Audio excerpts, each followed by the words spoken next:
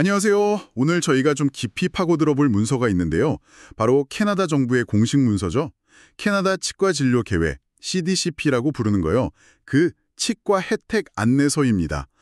이게 2025년 2월 20일에 업데이트된 가장 최신 버전이더라고요. 요즘 이 계획에 관심들 많으시죠? 그래서 오늘 저희 목표는 이 안내서를 좀 샅샅이 살펴보는 거예요. 당신에게 진짜 중요한 정보들 있잖아요. 그러니까 어떤 진료를 받을 수 있는지, 또 어떤 규칙들을 알아야 하는지, 특히 복잡하다는 사전 승인, 이거 대체 뭔지, 이걸 좀 명확하게 정리해 드리려고 합니다. 그냥 정보 나열이 아니라 이게 실제로 당신 치과 방문에 어떤 의미가 있을지 한번 파헤쳐보죠. 자, 그럼 시작해 볼까요? 네, 안녕하세요. 이 안내서 정말 CDCP 혜택 받으시려는 분들, 또 서비스를 제공하는 치과 전문가들 모두에게 아주 중요한 지침서죠. 단순히 된다, 안 된다, 이걸 넘어서요. 이 계획이 실제 현장에서 어떻게 돌아가는지, 그리고 최근에 바뀐 내용들은 뭔지, 이런 좀 실질적인 부분에 초점을 맞춰서 이야기 나눠보겠습니다. 아마 들으시면, 이런 걸 미리 알아야겠구나 하실 거예요. 좋습니다. 그럼 가장 기본적인 원칙부터 한번 짚어보죠. 이 CDCP, 핵심은 구강질환 예방하고 치료 돕겠다는 건데 흥미로운 게 사람마다 구강 건강 상태나 다른 의학적 조건에 따라서 보장 범위가 달라질 수 있다. 이 말이네요. 맞습니다. 일괄 적용이 아니라 어느 정도는 개인 맞춤형 접근을 염두에 두었다는 뜻이죠. 여기서 정말 중요한 첫 번째 포인트, 뭐냐면 당신이 직접 진료비 내고 나중에 정부에 돈 주세요 이렇게 청구하는 방식, 그게 아니라는 겁니다. 직접 청구가 아니군요? 네, 대신에 치과의사나 추위생사 같은 구간 건강관리 제공자가 직접 CDCP 측, 그러니까 썰라이프의 비용을 청구해야 해요. 이 점 때문에 제공자의 역할이 아주 중요해지는 거죠. 그렇군요. 그리고 제공자는 당신에게 치료 시작하기 전에요. 반드시 EDI라고 부르는 전자 시스템이 있어요. 온라인 청구 확인 시스템 같은 건데 이걸 통하거나 아니면 전화로 썰라이프 CDCP 연락센터에 당신이 CDCP 혜택 자격이 있는지 그리고 받으려는 서비스가 보장 대상인지 이걸 확인할 의무가 있습니다. 확인 의무가 있다. 네, 그렇죠. 이게 제대로 안 되면 나중에 비용 지급에 문제가 생길 수도 있으니까 제공자 입장에서는 꽤 신경 써야 하는 부분이죠. 그렇군요. 제공자가 직접 확인하고 청구한다니 환자 입장에선 편리할 수도 있겠지만 동시에 제공자 책임이 커지는 그런 구조네요. 어떤 전문가들이 이 CDCP 서비스를 제공하고 또 비용 청구를 할 수 있나요? 일반 치과 의사나 전문의는 당연히 되고요. 또 독립적으로 활동하는 치과 위생사, 그리고 틀니 전문으로 제작하는 의치기공사, 그리고 치과 대학 같은 관련 교육기관에서도 서비스를 제공하고 비용 청구가 가능합니다. 꽤 폭넓게 열려 있는 셈이죠. 그렇군요. 생각보다 다양하네요. 그리고 또 하나, 장애가 있는 분들에 대한 고려도 명시되어 있어요. 예를 들어서 신체적인 이유로 혼자서 칫솔질 같은 구강위생 관리가 좀 어렵다, 이게 입증이 되면요. 일반적인 횟수 제한을 넘어서는 추가적인 치면세마나 스케일링 같은 서비스를 사전 승인을 통해서 받을 수도 있습니다. 그런 배려가 있군요. 네, 단순히 규칙만 내세우는 게 아니라 실제적인 어려움을 좀 감안하려는 노력이 보이는 부분이죠. 사전 승인 얘기가 나왔네요. 이게 들어보니까 정말 핵심적인 개념 같은데 정확히 뭔가요? 약간 중요한 관문 같은 느낌인데요? 네, 정말 그렇습니다. 뭐랄까, CDCP를 이해하는데 가장 중요한 열쇠 중 하나라고 할 수 있어요. 사전 승인, 그러니까 pre-authorization이라는 건요. 말 그대로 특정 서비스를 받기 전에 CDCP로부터 이 서비스 비용 우리가 보장해 줄게요 하는 승인을 미리 받는 절차예요. 미리 받는 거군요. 네, 주로 좀 비용이 많이 들거나 아니면 정해진 횟수를 초과하는 서비스 또는 좀 더 복잡한 치료들, 이런 것들이 여기에 해당됩니다. 이걸 통해서 당신하고 치과의사 모두 치료 시작 전에 이건 CDCP로 커버가 되는구나, 혹은 이건 안 되는구나, 이걸 명확히 알 수 있게 되는 거죠. 미리 알 수 있으니 좋긴 하겠네요. 그렇죠. 물론 모든 요청이 다 승인되는 건 아닙니다. 캐나다 보건부가 정한 임상 기준, 그러니까 정말 이 치료가 의학적으로 필요한가, 이걸 따져보고 결정해요. 때로는 충치나 잇몸 질환 같은 기본적인 문제를 먼저 해결해야 한다는 조건이 붙기도 하고요. 그럼 치과에서는 이 사전 승인을 어떻게 신청해야 하나요? 서류 작업 같은 게 좀 복잡할 것 같은데요. 주로 그 전자 시스템 EDI를 통하거나 아니면 우편으로 썬라이프에 관련 서류를 보내서 신청합니다. 필요한 서류는 서비스마다 조금씩 다른데요. 대개는 뭐 표준 청구서 양식, 그리고 어떤 치료를 왜 하려는지 설명하는 치료 계획서, 그리고 진단에 필요한 최신 엑스레이 사진, 보통 1년 이내 촬영한 거요. 또 잇몸 상태 기록한 치주 차트, 그리고 의사 소견서 같은 것들이 필요해요. 아, 준비할 게 꽤 있네요. 네, 모든 서류가 완벽하게 다 없더라도 일단 신청은 해볼 수 있다고는 하는데요. 그래도 제출된 정보만으로 심사하기 때문에 근거가 부족하면 거절될 수도 있습니다. 그래서 필요한 정보들을 좀 꼼꼼히 챙겨서 신청하는 게 중요하겠죠. 승인이 나면 그 승인은 얼마나 오랫동안 유효한가요? 기관이 있겠죠? 네, 있습니다. 대부분의 사전 승인은 승인일로부터 1년, 그러니까 12개월간 유효합니다. 다만 뭐 스케일링이나 불소도포 같은 일부 예방, 잇몸 치료 관련 승인은 최대 2년, 24개월까지 유효기간이 길기도 해요. 아, 예방 쪽은 좀 더 기네요. 네. 그리고 2025년부터 시작될 예정인 그 제한적인 교정 치료는 또 별도의 유효기간이 적용될 거라고 하네요. 아직 확정은 아니지만요. 아, 그리고 사후 결정이라는 좀 예외적인 절차도 있긴 해요. 포스트 디터미네이션이라고. 사후 결정이요? 네, 이건 정말 드문 경우인데요. 응급 상황 때문에 사전 승인이 필요한 치료를 미리 받을 수밖에 없었다. 이럴 때 치료 후에 승인을 요청하는 거예요. 필요한 서류는 사전 승인이랑 거의 같고 왜 미리 승인 못 받았는지 설명하는 사유서가 추가로 필요합니다. 하지만 이건 정말 예외적인 경우고 가능하면 사전 승인을 받는 게 원칙이죠. 그렇군요. 원칙은 사전 승인입니다. 만약에 근데 타전 승인 신청이 거부되면요? 그걸로 그냥 끝인가요? 아니면 뭐 이의 제기 같은 거 할 수 있나요? 아, 다행히 방법이 있습니다.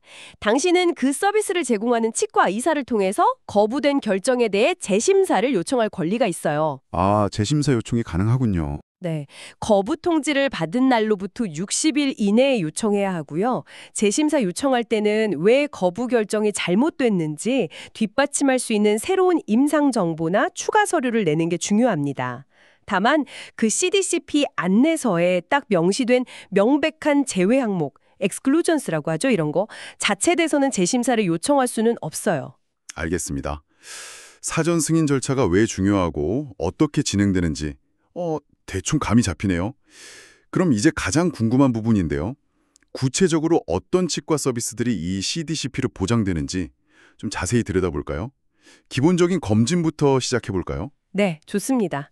진단 서비스에는 뭐 정기 검진, 처음 방문 시 검진, 응급 상황 시 검진 이런 여러 종류의 검진하고 엑스레이 촬영이 포함됩니다. 다만 여기에 이제 횟수 제한이 있다는 점을 기억하셔야 돼요. 횟수 제한이요? 네. 예를 들어서 입안 전체를 상세히 보는 전체 구강 검진은 5년에 한 번, 일반적인 정기 검진은 1년에 한 번 정도 보장됩니다. 엑스레이도 마찬가지로 전체 치아 다 찍는 시리즈는 몇 년에 한 번, 얼굴 전체 나오는 파노라마는 평생 찍을 수 있는 횟수가 제한되어 있어요. 매년 모든 걸 다 받을 수 있는 건 아니라는 거죠. 그렇군요. 매년 받는 정기검진이랑 뭐 스케일링 외의 다른 검진이나 엑스레이는 횟수 제한이 있다는 걸 염두에 두어야겠네요.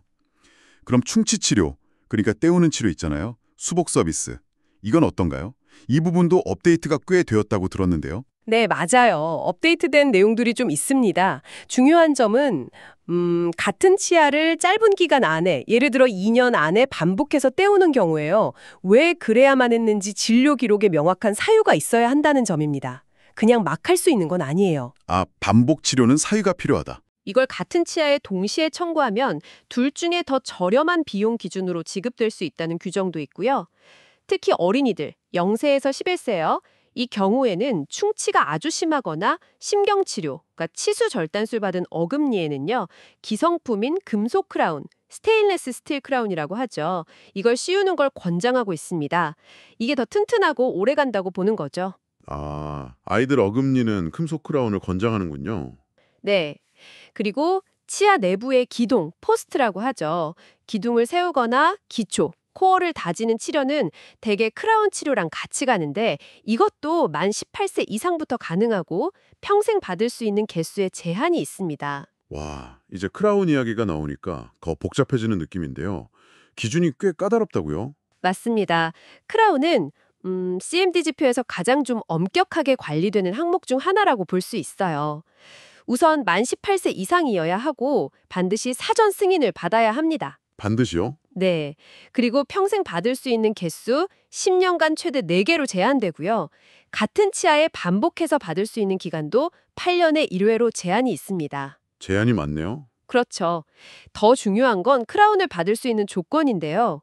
단순히 치아 색깔이나 모양 예쁘게 하려는 미용 목적 혹은 약간 금이 갔거나 민감하다 이런 이유만으로는 보장되지 않습니다. 충치가 매우 크거나 치아가 많이 부서져서 다른 방법으로는 살리기 어렵고 잇몸 상태나 뼈 지지, 그러니까 치아 뿌리를 받쳐주는 뼈 상태가 양호해야 하고요. 또 크라운을 씌웠을 때 제대로 기능할 수 있다. 이게 의학적으로 입증되어야 해요. 임플란트 위에 씌우는 크라운은 당연히 보장 안 되고요. 확실히 크라운은 아무나 쉽게 받을 수 있는 건 아니군요. 꼭 필요한 경우에만 아주 엄격한 기준 하에라는 느낌이 강하네요. 그럼 신경치료, 근관치료는 어떤가요? 이것도 사전 승인이 필요한 경우가 있나요? 일반적인 신경치료, 그러니까 처음으로 앞니나 작은 어금니, 큰 어금니, 제1, 2대 구치, 신경치료를 받는 경우요. 이건 대부분 사전 승인이 필요 없습니다. 아, 일반적인 건 괜찮군요. 네. 하지만 이전에 신경치료 받았던 치아를 다시 치료한다거나 재근관 치료, 아니면 치아 뿌리 끝에 염증 생겨서 수술, 치근단 절제술, 사랑니, 제3대 구치 신경치료를 받는 경우 등 이런 경우는 사전 승인이 필요합니다. 이런 좀 복잡한 치료들은 평생 치아당 한 번만 보장되는 제한도 있고요. 크라운처럼 신경치료 후에도 치아를 살려서 쓸 수 있을 만큼 건강한 상태여야 한다는 조건이 붙습니다. 그렇군요. 일반적인 첫 신경치료는 괜찮지만 재치료나 좀 복잡한 건 사전 승인이 필요하다. 알겠습니다. 많은 분들이 정기적으로 받는 예방관리나 잇몸 치료는 어떤가요? 스케일링 같은 거요? 네, 스케일링, 치석 제거, 치근 활택술, 잇몸 속 치석 제거, 치면 세마, 치아 표면 연마, 불소 도포 같은 것들이 여기에 포함됩니다. 이것들도 연령대별로 1년에 받을 수 있는 획수나 양, 그러니까 단위 시간에 제한이 있어요. 예를 들어 성인의 경우 보통 1년에 2단위에서 4단위 정도, 1단위가 15분이에요. 1스케일링이나 치근 활택술이 기본적으로 보장됩니다. 아, 시간 단위로 제한이 있군요. 네. 만약에 잇몸 질환이 심하거나 다른 의학적 이유, 예를 들어 당뇨 같은 것 때문에 더 많은 관리가 필요하다면 그 이유와 치료 계획을 제출해서 사전 승인을 받아야 추가적인 서비스를 받을 수 있습니다. 그리고 어린이들 충치 예방을 위한 치면 열구 전색, 실란트라고 하죠. 이건 만 18세 미만 아동의 특정 영구치, 어금니 씹는 면에 한해서 보장되고 이것도 평생 치아당 2회까지 제한이 있어요. 틀니, 그러니까 가철성 보철에 대한 내용도 중요한 업데이트가 있었다고 하셨죠? 특히 기존에 틀니 쓰시던 분들 궁금해하실 것 같은데요. 네, 이거 아주 중요한 업데이트입니다. 우선 임플란트에 연결해서 쓰는 틀니는 CDCP 보장에서 제외됩니다. 임플란트 관련은 안 되는군요. 네, 그리고 틀니를 새로 맞히는 비용에는 처음 3개월 동안의 조정이나 관리 비용이 포함되어 있다는 점도 알아두셔야 하고요. 틀니 종류별로 사용할 수 있는 기간 제한도 있습니다. 예를 들어 전체 틀니는 위턱 또는 아래턱당 8년에 한 번, 부분 틀니는 5년에 한 번 정도 새로 맞출 수 있어요. 그리고 처음으로 부분 틀니를 맞추는 경우에는 사전 승인이 필요합니다. 처음 부분 틀리는 사전 승인. 네, 여기서 정말 많은 분들이 주목하셔야 할 핵심 포인트가 있습니다. 만약 당신이 CDCP에 가입하기 전에 이미 틀니를 사용하고 있었다면요. 그 기존 틀니는 CDCP 하에서 첫 번째 틀니를 맞출 때 횟수 제한 계산에 포함되지 않습니다. 정말요? 그건 중요한데요? 네, 그렇죠. 즉 CDCP 가입 후에 처음으로 맞추는 틀니는 횟수 제한에 걸리지 않고 최초 제작으로 인정받을 수 있다는 거죠. 이건 정말 큰 혜택이 될 수 있습니다. 와, 이건 진짜 꿀팁인데요. 기존 틀니 사용자분들 꼭 기억하셔야겠네요. 네. 그리고 새 틀니에 본인 식별 정도 넣는 거 덴처 레이블링이라고 하죠. 이것도 사전 승인 받으면 보장될 수 있고요. 혹시 틀니 다 만들어 놓고 안 찾아가시는 경우에 대한 비용 처리 규정도 마련되어 있습니다. 와, 기존 틀니 사용자에 대한 규정은 정말 중요한 정보네요. 그럼 발치 같은 구강 외과 수술 쪽은 어떤가요? 여기서도 중요한 제외 항목은 역시 임플란트 시술하고 뼈 이식, 치조골 증대술 같은 거요. 이런 건 CDTP소 보장되지 않습니다. 역시 임플란트는 안 되는군요. 네, 그 외에 일반적인 발치 같은 건 보장되지만 매복된 치아를 나오게 하는 수술, 치아 노출술이나 턱뼈 볼절 맞추는 수술 같은 일부 복잡한 수술은 사전 승인이 필요합니다. 어떤 수술이 해당되는지는 그 혜택표로 확인해야 하고 응급 상황이었다면 사후 결정 절차를 밟을 수도 있고요. 역시 관련 엑스레이나 치료 계획서 같은 서류들이 필요하겠죠. 교정 치료에 대한 관심도 정말 뜨거울 것 같은데요. 워낙 비용이 많이 드는 치료니까요. 이 부분은 어떻게 되나요? 교정 치료는 2025년 중에 정확한 날짜는 아직 안 나왔어요. 신청이 가능해질 예정이긴 한데요. 범위가 매우 제한적일 것이라는 점을 좀 강조하고 싶습니다. 매우 제한적이다. 네, 사전 승인은 당연히 필수고요. 주된 대상은 특정한 평가 기준이 있어요. 수정된 HLD 지수라는 걸 쓰는데 이게 뭐냐면 입술이나 혀 위치 이상 때문에 기능적 문제가 얼마나 심각한지를 점수화하는 시스템이라고 생각하시면 돼요. 이걸로 판단했을 때 정말 심각하고 일상생활에 큰 지장을 주는 부정교합을 가진 만 18세 미만 아동입니다. 일부 특정 선천성 안면기형이 있는 성인도 대상이 될 수 있지만 기본적으로는 미용 목적이나 경미한 부정교합은 해당되지 않을 가능성이 높습니다. 하는 것이 중요해 보여요. 그렇군요. 교정은 정말 꼭 필요한 특정 케이스에 한정될 거라는 거네요. 마지막으로 치과 치료에 대한 불안감 줄여주는 진정요법, 세디에이션에 대한 업데이트도 있었죠. 네, 맞습니다. 웃음가스, 아산화 질소라고 하죠. 그거랑 먹는 약 이용한 가벼운 진정, 최소 진정, 그리고 그것보다 좀 더 깊은 진정, 중등도 진정, 수면 마취에 가까운 심부 진정이나 전신 마취까지요. CDCP에서 보장되는 치과 치료랑 같이 시행될 경우에 보장 대상이 됩니다. 아, 치료랑 같이 할 때만요? 네, 가벼운 최소 진정은 1년에 4번까지는 사전 승인 없이 가능해요. 하지만 중등도 이상의 깊은 진정이나 전신 마취는 반드시 사전 승인이 필요합니다. 보통 1년에 한 번으로 제한되지만 치료가 복잡하거나 길어서 추가적인 진정이 꼭 필요하다. 그러면 사전 승인을 통해 더 받을 수도 있고요. 자격 요건은 환자 나이, 치료 종류, 장애 유무, 다른 진정 방법 시도 여부 등을 고려해서 결정됩니다. 물론 시술하는 의사는 해당 지역의 마취 관련 규정 철저히 지켜야 하고요. 자, 그럼 이제 반대로요. CDCP에서 명확하게 보장되지 않는 항목들, 이걸 좀 정리해 볼까요? 제외 항목 목록, exclusions라고 하셨죠? 이것도 업데이트 되었다고요? 네, 안내서 부록 2에 그 목록이 나와 있습니다.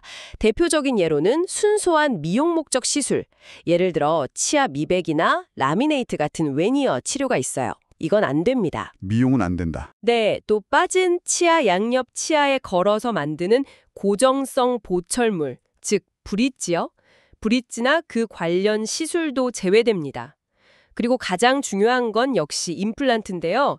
임플란트 시술 자체는 물론이고 임플란트와 관련된 모든 부가시술, 뼈 이식 같은 거 전부 제외 항목입니다. 임플란트, 브릿지 다 안 되는군요. 네, 그 외에도 스포츠용 마우스 가드나 이갈이 방지용 나이트 가드, 잇몸 수술의 일종인 치관 확장술, 턱관절 TMJ, TMD 치료 등도 보장되지 않습니다. 이게 전체 목록은 아니기 때문에 혹시 좀 애매하다 싶은 서비스가 있다면 제공자가 EDI 시스템이나 선라이프 온라인 도구 또는 전화 문의를 통해서 확인하는 것이 가장 확실합니다. 알겠습니다. 제외 항목을 쭉 들어보니까 주로 미용 목적이거나 좀 고가의 대체 치료법들, 임플란트나 브릿지 같은 거요. 또는 예방이나 보호장치, 특정 전문 분야 치료, 이런 것들이 빠지는 경향이 있네요. 그 외에 행정적으로 알아둬야 할 사항이 있을까요? 청구 기한이라든가? 네, 2가지 정도 기억하시면 좋습니다. 첫째는 치과 의사는 진료비를 청구할 때 실제 서비스를 제공한 날로부터 1년 안에 해야 합니다. 1년이요? 네, 이 기한 넘기면 청구가 안 돼요. 둘째는 앞서 말씀드렸듯이 비용은 선라이프에서 제공자에게 직접 지급됩니다. 계좌이체나 수표로요. 당신이 중간에서 돈 받거나 하는 절차는 없습니다. 그리고 모든 청구는 나중에 감사의 대상이 될 수 있다는 점도 명시되어 있어요. 그러니까 부적절한 청구가 없는지 확인하는 절차가 있다는 거죠. 자, 지금까지 정말 많은 세부 사항들을 살펴봤는데요. 이 모든 정보가 결국 당신에게 어떤 의미가 있을까요? CDCP가 분명 많은 치과 진료 비용 부담을 덜어줄 수 있는 좋은 계획이지만 특히 사전 승인이나 서비스별 횟수 제한 같은 규칙들, 이걸 잘 이해하는 게 정말 중요해 보입니다. 단순히 된다 안 된다가 아니라 어떤 조건 하에서 되는가, 이걸 아는 게 핵심이겠네요. 정확합니다. 이런 세부 규정들을 미리 알고 계시면 어떤 서비스를 기대할 수 있는지 현실적으로 파악하는 데 도움이 되고요. 또 당신의 치과 의사가 이 CDCP 절차를 제대로 따르고 있는지 확인하는 데도 도움이 될 겁니다. 결국은 이 CDCP라는 틀 안에서 당신에게 필요한 진료를 최대한 효율적으로 받는 방법을 찾는 과정이라고 할 수 있겠죠. 여기서 좀 흥미로운 지점은 정부가 가능한 한 많은 사람들에게 치과 진료 접근성을 높여주려고 하면서도 동시에 비용 통제를 위해서 특정 고가 시술이나 반복 시술에는 꽤 구체적인 제동 장치를 마련해 놨다는 점입니다. 이런 접근성과 통제 사이의 균형점, 이건 어떻게 찾아가고 있는지가 이 계획의 특징이라고 볼 수 있겠습니다. 그렇군요. 접근성과 통제의 균형. 마지막으로 당신이 한번 깊이 생각해 볼 만한 질문을 던져드리고 싶습니다. 예를 들어 크라운 치료나 앞으로 시행될 교정 치료처럼 CDCP가 매우 상세한 기준과 제한을 두고 있는 서비스를 고려해야 할 때요. 이 CDCP의 존재 자체가 당신의 치료 계획 결정에 어떤 영향을 미칠 수 있을까요? 단순히 비용 절감 차원을 넘어서요. 혹시 민간보험이나 전액 자비 부담일 때와는 다른 종류의 치료를 선택하게 되거나 치료 시기를 조절하게 되지는 않을까요? CDCP의 규칙이 당신과 치과 의사 간의 치료 옵션 논의를 어떻게 바꿀 수 있을지 한 번쯤 고민해 보시면 좋겠습니다. 이것으로 캐나다 치과 진료 계획 CDCP 혜택 안내서에 대한 조이의 심층 분석을 마칩니다. 오늘 나눈 이야기들이 당신이 이 새로운 제도를 이해하고 활용하는 데 실질적인 도움이 되었기를 바랍니다.